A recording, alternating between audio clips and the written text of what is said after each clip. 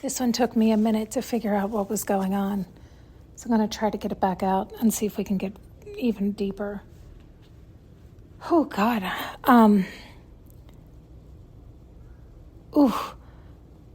Let's see. So it was like somebody was sad. Or it was a mix of emotions. But let's just generalize it so I can get to it. And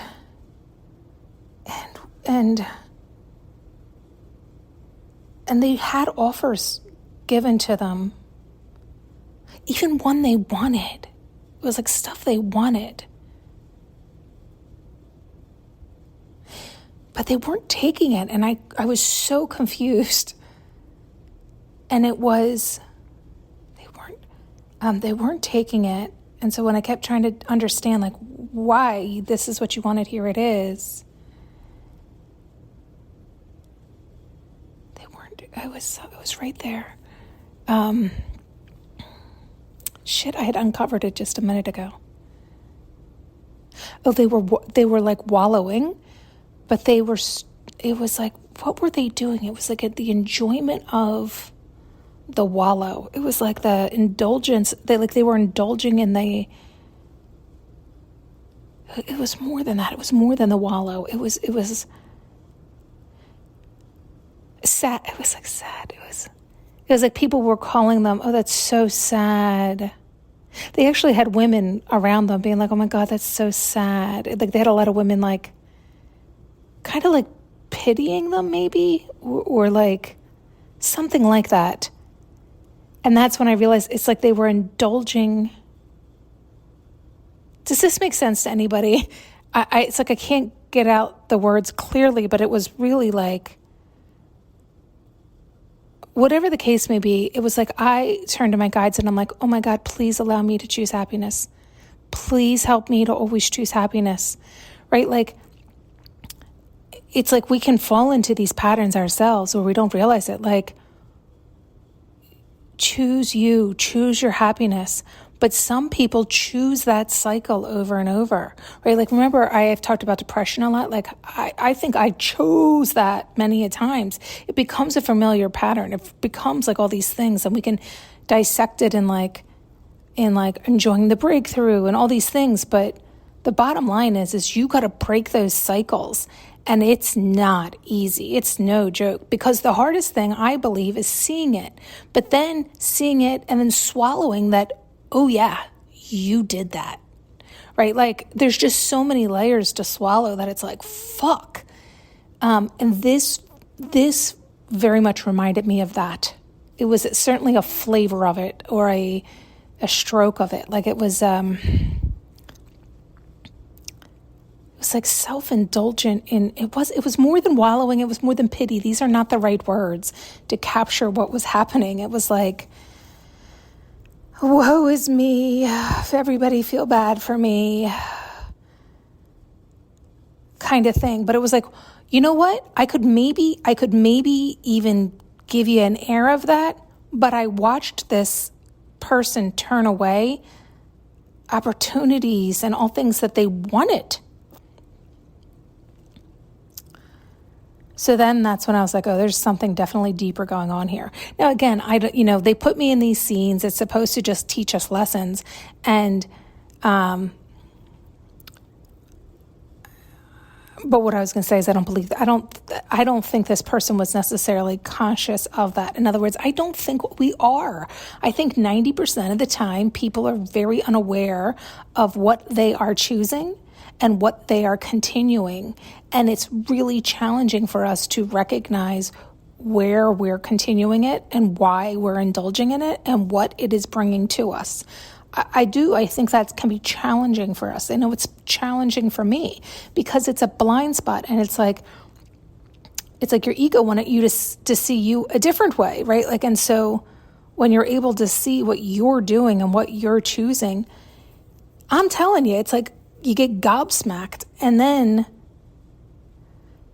to have to break that cycle because it's a pattern, it's familiar, it's automatic pilot, it's layers, it's like seeps in, it weaves into who you are. So to unweave that pattern, to take that out, to make different choices, sometimes requires many different choices, right? Because you don't realize this leads to this, leads to this, leads to this. And you're like, holy shit, I need to change all this. I'm doing all this? Yep. I'm doing all this? Yep. I'm calling all, yep. Fuck. Right? And so it's like, it's a lot of work. And it can be horrifying to see that about ourselves.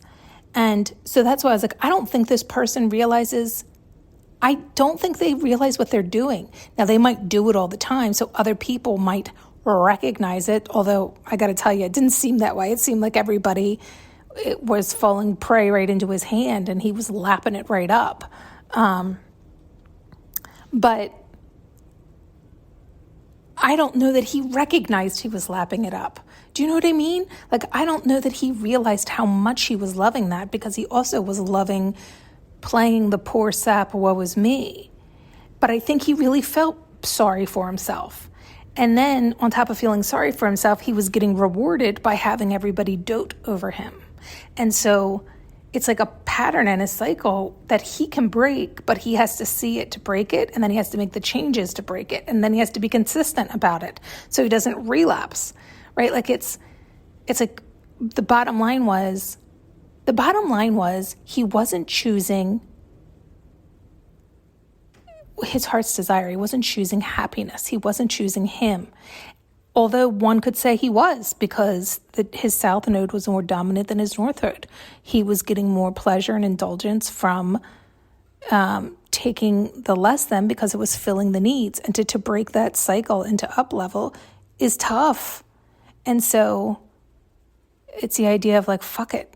But again, I don't know that all this is happening in a conscious mind. I don't think people are like, I can do this and I can up level, or fuck it, I'll just keep doing this. Like, I don't think people think that at all, right? I think it's just so automatic. They're falling into these cycles, cycle after cycle after cycle, and then continually whining about it. And people never say, well, stop fucking doing that. Because they're wallowing, so they don't want to be, quote, mean to them. And so they can just never see it. And they never really ask to get out of a cycle, because it's not really serving them to get out of that cycle. It's actually meeting their needs. They're becoming addicted to it, so they're becoming more familiar with it, which is making it more cemented in, which is making it more challenging, if they ever do see it, to break it and get out of it. That's why I think it's important to take a look at these things if you're not happy with the way your life is going, because we're in charge of it. And that too, that's part of the tough stuff to swallow. Like, fuck, I did all that. And so bottom line is, you get to decide, and you are already deciding. You're choosing and deciding constantly. But is it the choice of your truest heart's desire? Are you truly happy? Do you know? Do you even know? All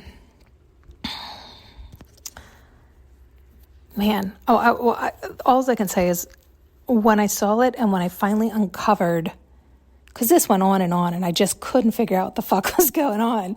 And it was like I was able to see, it then became blaringly obvious, like, oh, okay, yeah.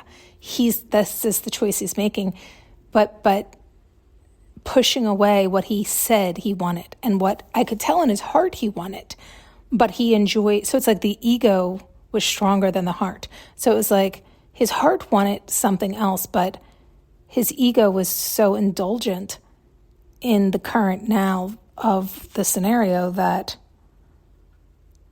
was feeding it too much. It was too it met all those needs. Yeah, it's wild. But anyway, so my take was like, oh God, please, please, please, please, please help me to not do that and not relapse, not do all those things. Like, don't fall into that stuff. Don't fall into those patterns of like depression or sadness or I don't know, all that shit. And it can be a slippery slope, because again, your mind becomes dominant in those thought patterns and those pathways. And so, if I've been running on that highway for 40 years, that fucking thing is a 12-lane highway. And I start a new pathway that is a trail with with branches all over it still, and there's grass still standing up, I have to make such an effort to make that the new dominant pathway. It's going to take some fucking time to overrun the 12-lane highway, right? Like my default setting, right? So I have to make the new default setting something different, but that takes time. And usually not, depending on what the pattern is and how deeply it's embedded and everything else, it's usually not a quick fix, right? What do they say? 3 days, 7 days, 21 days, 30 days? Fuck all that. Do all that times 10 billion. Don't ever stop. Don't put a cap on it. Don't put a number on it. Love yourself forevermore. And you're going to be constantly making new pathways because you realize the 12-lane highway has not served you at all. That's been a 12-lane highway to hell. So you're shutting that shit down. You got to start a whole new pathway. It's going to take time. You could start that pathway and get to a 3-lane highway and be like, you know what? I don't think this highway is much better. Let's start a new one, right? So you're constantly up-leveling and you're constantly changing your beliefs and aiming for more and better. And there are times where that will happen, where you'll be in a rhythm, and that rhythm and that pathway is so normalized and run down that it's like a default that your system goes to, and you've stopped recognizing it. And it's like, how could you miss the 12-lane highway? It's blaringly obvious. It's the biggest one in there. How do you not see that you're jumping on that highway? I didn't. I had my eyes closed. That's where I go. I didn't have to even think about it, right? Well, that's the problem. That is the problem. Okay. Choose you, choose your happiness. Thanks so much for tuning in and listening. You can now purchase an audio journey with me using the link below.